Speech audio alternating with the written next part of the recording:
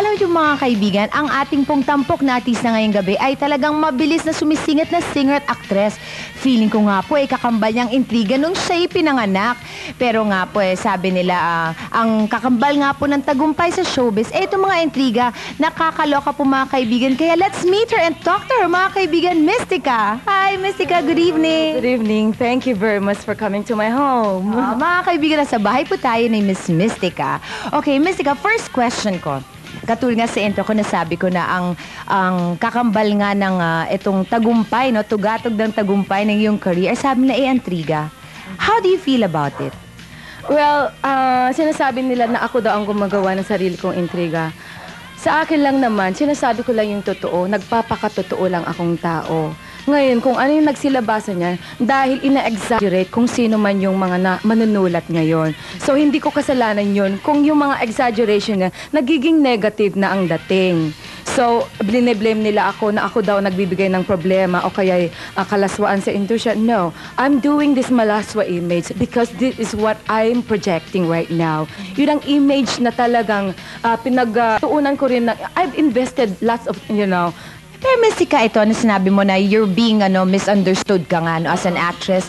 Ano ba yung tunay na Mystica? Yung hindi namin nakikita at hindi nakikita na yung mga fans. Ang tunay na Mystica ay isang simple lang tao. Katulad ko, the way I dress, in public, when I do my performance, of course, I have to, make sure that I look like Mystica, diba? Pero sa bahay naman, kung ay nakikita niyo, it's just a simple girl next door. I'm just a human being like you.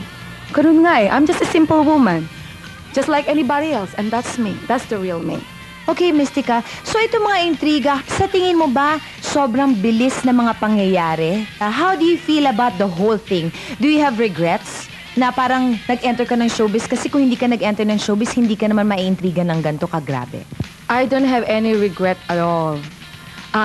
Sabi nila napakabilis daw ang naging career ko dito sa Pilipinas. But to tell you honestly, malaking years. I've spent many years bago ko narating ito. Kaya hindi ko pwedeng ipaubayan na basta-basta na lang nila akong ibabagsak ng ganon. Well, Mystica, eto, ayun na, alam na, narinig na natin mga kaibigan yung kung saan ka nanggaling, how you started, how you cope with the intrigues. Ngayon na talagang andyan ka sa tugatog ng tagumpay, kumbaga nga, no, sa iyong career. Alam ko may pelikula ka, di ba? Malapit na mag-showing. Ano ba to? Yeah, this is my second movie actually. Kasama ko rito sina Andrew E. at saka si Rica Peralejo under Viva Films, directed by Dwight Gaston. So manood po kayo, Banyo Green September. Sana manood po kayo. Alright, Mystica, thank you very much. Thank you very much. At yun mga kaibigan, narinig na po natin straight from Mystica. Alam naman po natin na talagang pinutakti po siya ng intriga. Pero how nice to see mga artistang katulad niya na kahit nga po medyo sinasabi nila kakambala intriga, nakita po natin na nakasmile pa rin po siya at nakakapag-invite pa rin po sa inyo. Panoorin niyo po ang kanyang latest movie.